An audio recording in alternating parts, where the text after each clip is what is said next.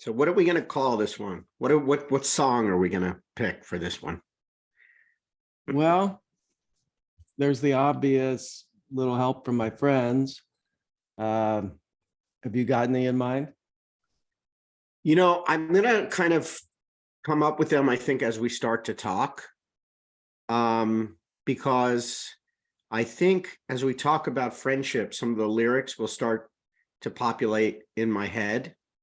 I know when we were doing our pre-meetings, I had some in mind, but Yeah, I wanted to stay fresh for this. yeah. I was thinking of a trilogy kind of thing of the early solo years. So, starting with Too Many People, which was Paul talking to John, and then How Do You Sleep, which was John's response talking to Paul, and then finally Dear Friend, where Paul's talking to John. And maybe Dear Friend is kind of the most poignant because, obviously he thought they were friends. Is Dear Friend written after John passed away? No, it's on Wildlife. Oh, okay. I've heard that song. I don't know it as well as I should. And by the way, I finally finished that whole McCartney 7-inch thing. You did finish it? I did finish it. So we'll get That's into it you. as time goes on. Yeah, it's some hours of my life I'm not going to get back. But like, to me, I'm not willing to abandon the Beatles to try and figure out this title, because look, I Want to Hold Your Hand is a romantic song, but it's also, if you think about it metaphorically, the way they work together. And even the Ballad of John and Yoko, to me, is sort of not so much the lyrics, but the way you could argue that that's just music. That's not a friendship, but it just felt to me like two friends in the late days finding a day where they could get along and make each other better. Yeah, definitely. It's just the two of them, and I think another one is, it's kind of an obscure one. Do you know You Know My Name? Look up the number. Yeah, of course. Yeah, and that was It's another Dennis one. O'Dell. Dennis O'Dell. Yeah. Apparently they did that one together as well. And at one time, Paul said that was his favorite Beatle track because just the camaraderie they had together. That's Los Paranoias in the middle of that song. I think when Paul starts riffing, Oh, Los yeah. Paranoias. I think it's that. Yeah, so I don't know. Well, let's for a minute, let's just go for a second with a little help from my friends. Because I think if I had to pick a winner, that would be the winner for now.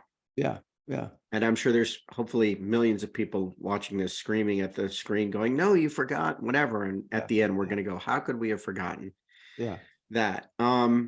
But, as we talked about kind of an overarching general theme of this series, that in these episodes, what we want to do is we want to represent how the relationship that they had professionally, personally, and spiritually also is the relationship all of us have.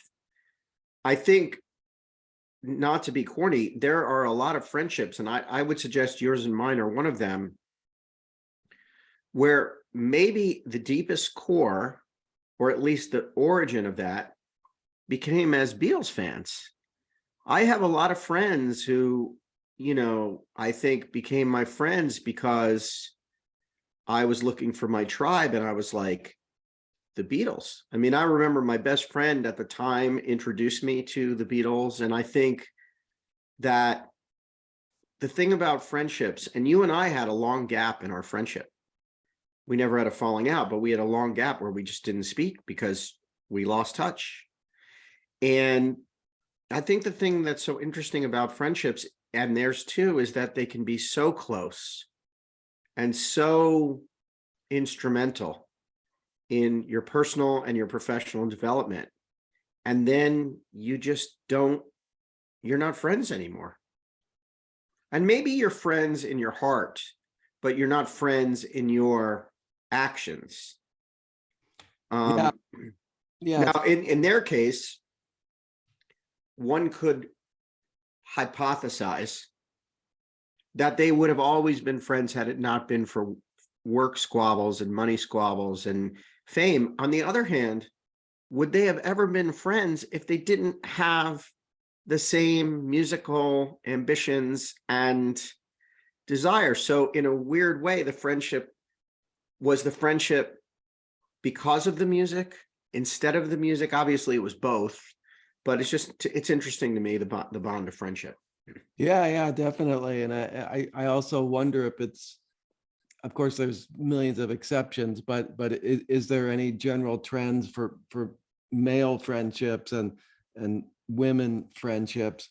I don't know, but I certainly have had more than a few where we lose contact for some time and then get back together, and it seems to flow fairly easily. Again, I don't know where that comes from, but Well, sometimes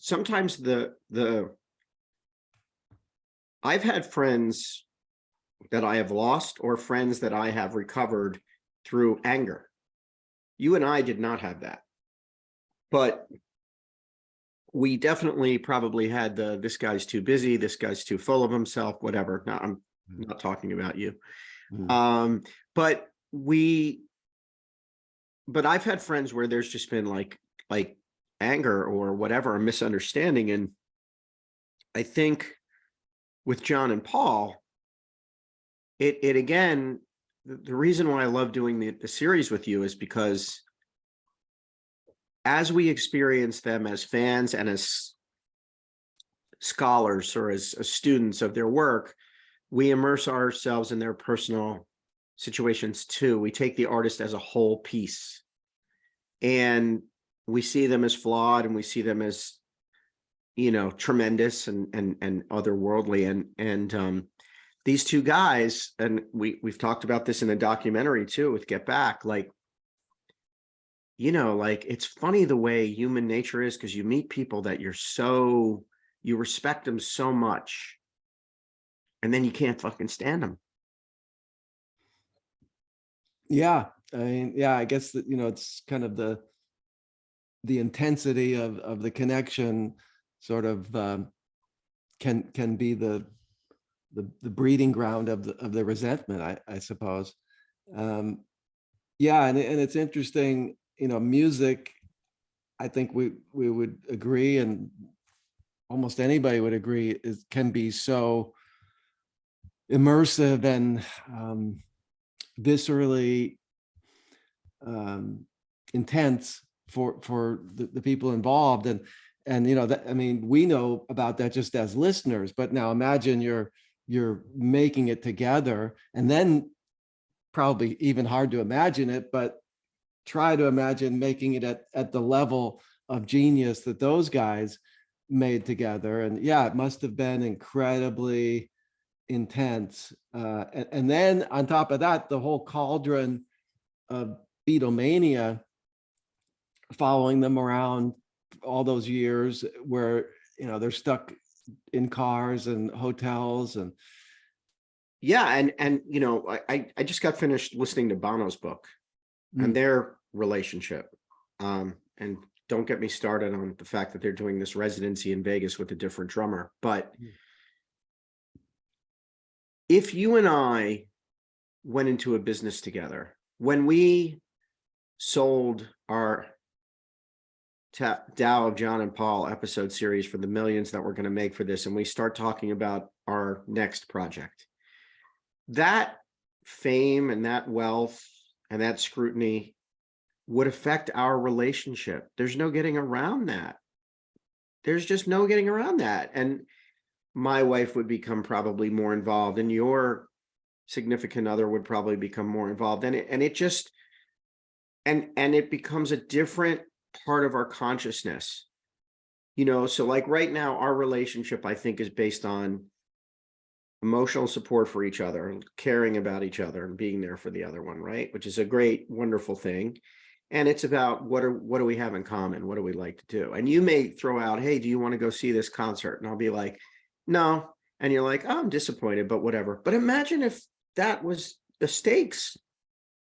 of all of that were just intensified, and then, to your point earlier, put under this tremendous microscope. It is friendship is a really, really valuable commodity.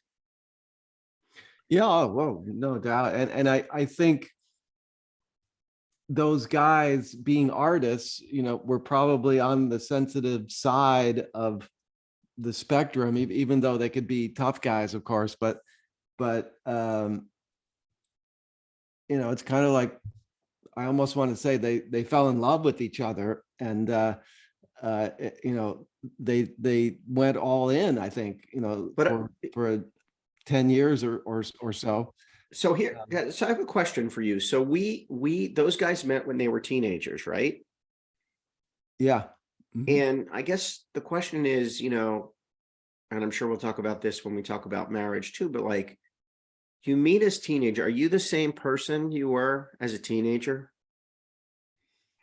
I would say there may be parts that are the same, but I think you definitely evolve. Right. And so that's the same thing with the friendships. Yeah, yeah. And then, as you alluded to with the business issues, you got that coming in. They sort of were hands off about that for much of their career, and then all of a sudden they're starting their own label and having to run this business, and then you have the girlfriend or the wives coming in, and that added another layer of kind of distance between them. So yeah, I mean, there was Hey, a lot of John, factors going on. doesn't Paul have the that song with the lyric about friendship in it's a recent song, and I think it's on Memory Almost Full maybe, and it's something the fair. The title of the song is, he's singing about a fair, and he's like, the definition of friendship. You know what I'm talking about? It's Oh, like not, Vanity Fair. Yeah. yeah, Yeah. just That's kind of on popped in Chaos and my head. Creation. Yeah. Could that, yeah, so but the Vanity Fair is not a title for our episode though. Well, It just the popped in my head. speculation is that song is kind of a dig at his ex Heather. Okay. Yeah. Okay. Who was in the picture when I did the Super Bowl thing with Oh, him. okay. She Did was, you meet yeah, she her? was still, I didn't meet her. I saw her. Mm. Um, but anyway, yeah, I mean, it definitely ratcheted up. And also in this case too, there were two other friends. And even though this series isn't about George and Ringo, it's also kind of interesting, like, and you would know more than me, but like, I know George and Ringo were fond of each other, but they had no acrimony at all, really, that we know of. Were they still friends? Were they still hanging out together? Because it's interesting. Maybe I just believe Instagram too much, but it really looks like Olivia Harrison and Ringo and Barbara Bach and Paul. It really looks like they're all friends. Now, am I just like being social media manipulated? Yeah, I mean, who knows in the Instagrams, it's this other universe, I guess. But I think they're friendly with each other. I've heard Paul say over the years he's well, he's kind of changed his opinion on Yoko, but I think he said he sees her as a fine woman, and but a little bit difficult to navigate with. Um, he had so much hidden resentment from George, or maybe not so hidden, that came out through the 70s and the 80s and the 90s. And so I don't know what's left of Paul that had with hidden Olivia. Paul had hidden resentment of George. No, I mean George of Paul, really. That's what I meant to say. Yeah. Um, George had hidden resentment of Paul in the oh 70s. yeah, yeah, yeah. Like documented, not surprising me, but Yeah, there's little digs he would take, like saying, oh, what was it? Like when Paul was doing his Flowers in the Dirt tour, and he was doing lots of Beatles songs, and George would say, yeah, it's probably because he doesn't have enough good ones himself, there's some things like that. And Got it. and then Paul did have this habit, which you wouldn't be surprised of, starting with like Press to Play, like mid 80s. It seemed like for like 3 or 4 albums in a row, as he was doing the press tour, he'd say, yeah, maybe next time I'm going to write one with George, maybe we'll get together. And then, George would say, well, God, it's kind of interesting. He wants to write with me now. He never mentioned it before. And there's always these little resentments coming out. But yeah. But definitely they were all this four-headed monster together in the 60s. Absolutely. I was just reminded of the Hunter Davis book, which was the official biography of the Beatles, but it came out in like 67, something like that. So, it's not the whole story, but there's a piece in there where he's still with Cynthia at the time. And he's talking about, he doesn't really like to spend a day without seeing the other guys, like he just wants to be around his guys all the time. And, at one point, I guess they were even looking together to buy a Greek island that they would all live on with their families. And so yeah, there was definitely something very tight between them. And Well, of I course think, it had to be. yeah, I think John had said this before, and I'm going to misquote him, but something about there comes a time where you grow up and the boys don't always want to go out together on a Saturday night or something like that. Now, clearly the women impact their relationship because they were really married to each other. And then all of a sudden they're married to these women who are very, very different. Cynthia different from Yoko, and then Linda different from Cynthia and Yoko, Jane Asher, or whatever. So that's a part of it too, but also like, I don't know about you, and I love when we hang out, but like, I can't imagine wanting to hang out with 3 of my buddies every day at this point in my life. To me, that would be like, oh, no. Yeah. Like Yeah. once every week we get together, we have a good time, we go to a show, we go out to dinner. It's great. It's fantastic. But like, I don't think I would have the stamina or that, like, first of all, what would we do at this point of our life? We'd probably be sitting around watching like Breaking Bad as opposed to like going out. So like, it's a natural. Yeah, exactly. thing. But like, imagine if you could get together and make Strawberry Fields together, Yeah, but here's the other thing, and this may be a good way to put a bow on this episode and tie it back to the collaboration episode, which is there is a difference between being collaborators and being friends, and they were both. Yeah, And and I think that's a tricky balance. yes, and I think like even as you talk about us, and I don't know about your other friends, the friends that I have had that are work friends. Now, I wasn't an artist in the way, like, in other words, I got hired to do a job, and then who's ever like in the office is either going to be my friend or not my friend. But I don't have a lot of friends from like my 20s that I worked with. Ironically, one of the friends that I said that I lost touch with, we met working together in our 20s, and but it's whatever we have in common now and our love for each other that keeps. So even again, back to you and I, yeah, we were on a flag football team together, but that's hardly collaborating in the sense that these guys were for their lunch money, dinner money, fame, fortune. Yeah. So it is, I guess, to your point about Strawberry Fields, to just tie this one all up. Yeah, there's sort of like, it's like you get to, and we've seen this with Mick and Keith too, right? So like Roger and Pete, like I remember this was crazy when I worked with The Who. I was like, these guys are not friends. They are not friends at all. And that doesn't mean they hated each other, although there was resentment for sure. So I think like the collaboration, look at Roger Waters and David Gilmour, for God's sakes.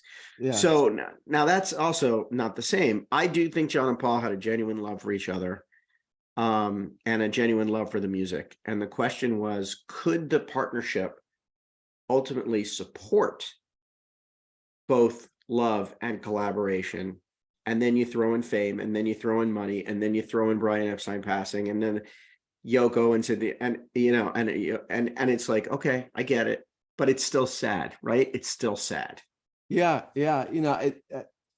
I think Keith Richards in his book, he makes the distinction that he and Mick were brothers, and that's kind of an interesting thing. It's like, maybe we're not always friends, but we have this something deep together that and I would say that was the same with Pete and Roger.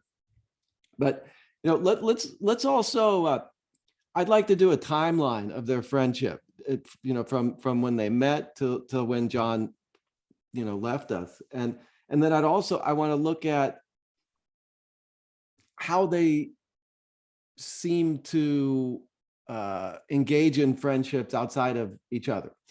So if we look at I've heard that before Paul, John was really good friends with this guy Pete Shotton. He was I don't remember if he was one of the Quarrymen, but he was around Liverpool at that time, and they were very deep friends. And then John was very close with Stuart Sutcliffe, who was in the Beatles for a while.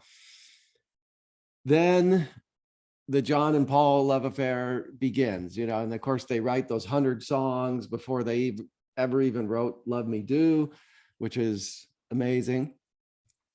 And they're thrust into this cauldron, as I said, where it's them against the world in a sense, and those four guys are the only ones who could really relate to what they were experiencing. And then John and Paul, in a way, had something tighter because they were writing the songs together, or even if separate, they were collaborating. So they go on, if you say from 1960 or so, I can't remember exactly when Stewart left, but it's probably, I think he left 61 or so, 62. So around that time, John and Paul become, I would say, very close, closer than ever. They're the indispensable friends. And then, as we said, for those who have watched Get Back, the Peter Jackson film, they still seem quite tight during Get Back. I mean, of course, some of the. I don't agree with that. Some of the, it's breaking apart at the fringes, but you can see what about those moments where it's like those two guys are just locked in with each other, and George is kind of like in the background, kind of noodling away, and Ringo's up on the riser, kind of detached, but John and Paul are like singing to each other, and I think there was still an element of closeness there. I don't disagree with that. First of all, I agree with a lot of what you're saying, but I see it a little bit differently. What you were describing to me is not a friendship at that point. It's a collaboration, and it's mutual respect. That's what that is to me in that documentary, what you're describing. Having said that, though, these two guys at that point really got on each other's nerves, but they also loved each other. So to me, the epitome of their friendship, the best example of their friendship in that documentary, was when they do the entire Song of Two of Us as ventriloquist dummies. Yeah. And they make each other laugh. Yeah. Because nobody respected the other more than the other. Right. The hatred, the animosity, the tension came from how much they loved each other. I mean, with Paul and George, I felt like it was Paul just being dismissive and George resenting it. But Paul and John to me were equals in that, even though Paul was really, really desperate for John's approval, John acted like he wasn't, but he was just as desperate for Paul's approval, even though he was far more aloof and could try and hide behind the Yoko thing.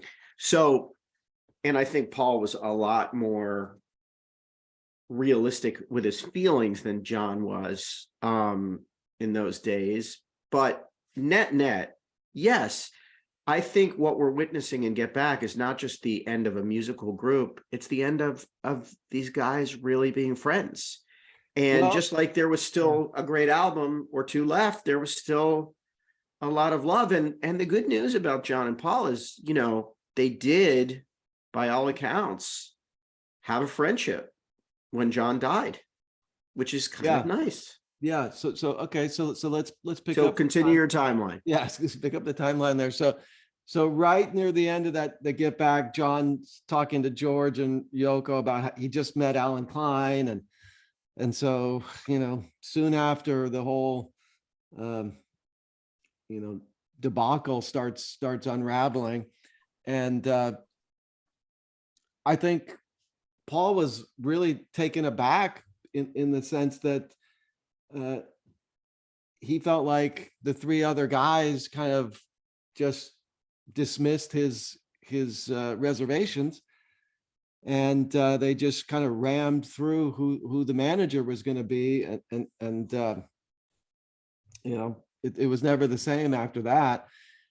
And then there's various meetings that happen, and John says he wants to quit, and Paul, but they're not supposed to announce it to the world. And then Paul sort of announces it when he releases his solo album, and John's all upset about that because he wanted to be the one to release it, and then ultimately Paul sues the other Beatles to try to dissolve Apple and just have everyone go their separate ways. So John's just boiling, with anger, and then, as I mentioned at the beginning, Paul puts out Ram in 71, and John hears much of that album as an attack on he and Yoko. So there's little lines like, too many people preaching practices, and what's that line from Three Legs? I thought you was my friend, things like that. And you I can't remember, I'm paraphrasing, but you broke apart, we had something good and you broke it. And then on backseat of my car, he's we believe we can't be wrong, and all. And that just drove John crazy, and so then John comes. Wait, you've lost me on that one. I've heard that song a million times. What is I never built that lyric into No, yeah, anything other. there's an interview where John just finds that just very offensive. Not, I guess it's not necessarily so pointed toward him, but just the idea that we can't be wrong. John took that as, well, I think you can be wrong. He took it as Paul being kind of, self-righteous in there. But okay, because I thought that song was about It's teenage love. Yeah. her daddy. We can't be wrong. Like he's singing about that. Like, Okay, well, it's how John interpreted it. yeah, Right. John was a paranoid guy, and Yeah, the drugs were kicking in then. oh yeah, The heroin was kicking in. yeah. And so then he responds with "How Do You Sleep," which is just a vicious. Yep. With George on lead guitar. George on lead guitar. Yeah, he's loving every minute of it, and just as vicious as you can be in a pop song to another artist. I mean, just an absolute teardown. The only thing you'd done was Yesterday. Yeah. Yeah. So that, that had to sting Paul. And but apparently fairly soon after that, I guess it was kind of like a rock bottom, at that point. And they had a phone call of some sort, and they decided to stop airing their dirty laundry in public. And through the 70s, they would see each other every once in a while, mainly, I think, in fact, only when, well, I was going to say only when Paul went to New York, but there was one time when John was in LA and Paul famously went there in, I think it was 74. And as Paul says, he was asked by Yoko to go to LA and tell John he could come back to her if he wanted to, if he was willing to kind of grovel to get her back. Um, so by mid 70s, I think they're pretty cool with each other. I think, what was it, 76? They were sitting there in New York watching Saturday Night Live, and they almost decided to show up to the event. And then John had retired from recording at that point, and I think they would have a call here or there, but I don't know if they ever met again after maybe 76. I want to say, and Paul does cling to that. Their last call was, cordial together, and he felt like they ended on good terms. And he was just last thing I'll say on this is he was apparently very touched when, after John was killed, Yoko called him, and apparently he was one of two people she called, Aunt Mimi and Paul, and she told Paul that John was very fond of him. It's interesting that she felt the need to say that, but I guess he needed to hear that.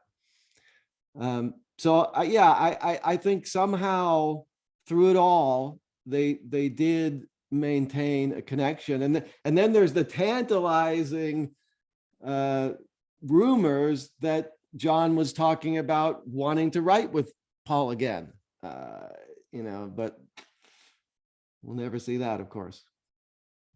All right, well, this was a good one. I guess if we had to choose, I still don't know if I can do better than with a little help from my friends, but I'm gonna I want to hold your hand on there as well. I think that in a way was their friendship, but yeah, and of course, and I don't know if we use this. I don't think we use this for collaboration. Maybe we did. We can check the tape, but I think the greatest friendship song is Two of Us. I think that's the song. Yeah, again, I mean, we were kicking that around for collaboration, but maybe that is more of a friendship kind of song, and that's just just the quick addendum with the question of what can we say about their friendships with other people. And I think post 70, they basically just kind of were friends with their wives, as much as anyone. I guess John hooked up with Harry Nilsson there for a year or two, but I think he was quite happy to just immerse himself in family life, and then Paul had the kids, and was he that close with Denny Lane? I mean, look, you have friends that have nothing to do with your industry. My guess is, Paul and his wife went out with their dentist every once in a while, and John went out with an art dealer in London. And like, I don't think these guys were just like sequestered into their. I mean, even now, Paul supposedly will go out with Jimmy Fallon and people like that. And so, my guess is they had friendships. They just weren't necessarily anything remotely close to the friendship that they had with each other.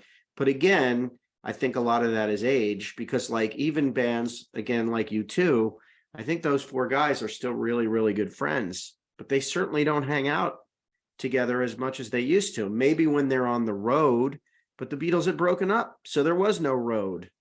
So I think the nice ending to this story is that if you look at this in a weird way, maybe as you complete the timeline of their friendship, and if John would have lived longer, these guys were friends. Yeah, and also just to kind of wrap this up and reference something you mentioned earlier about respect. If we take their friendship as any kind of guiding light for anybody's friendship, what can we glean from it? And I think the first thing that comes to mind is what you're saying about they respected each other. And I think obviously they respected each other's talent.